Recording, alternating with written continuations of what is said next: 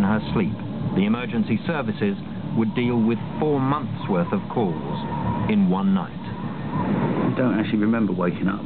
1 minute you're sound asleep, the alert goes, and within a minute you're awake, you're dressed, and probably going out the front door.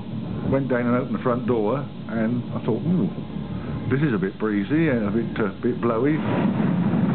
Ian Esterling and Dave Bryant were firemen based in Christchurch, Dorset. At the time I only lived opposite the fire station, so I was the first to get across and take the message of where we were going. They stated it was to attend storm damage at a block of flats in Highcliffe, but being the early hours of the morning, there was always a chance that there was somebody that could have been trapped. Once the doors were open, everything that was eddying around in front of the building had just come inside.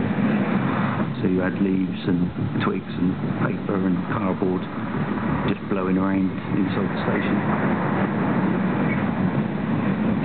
We all mounted the appliance and set off. To us it was just another shout. And there was probably some laughing and joking a bit. But as the 6-man crew made their way to the flats, they began to realise this was anything but a regular night.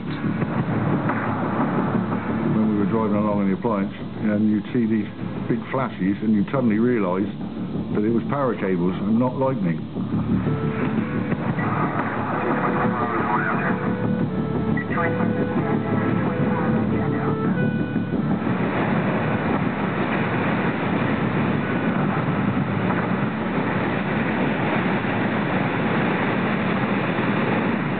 At Beacon Drive, we saw bits of the roof laying in the roadway, on the lawns and on the grass verges, and when we looked up you could see that the whole roof had come off the block of flats. You think, well, somebody might still be in there, we better go and see if we can help. Being the driver, Graham stayed with the appliance so he could take radio messages and be our contact point. The rest of us proceeded into the block of flats.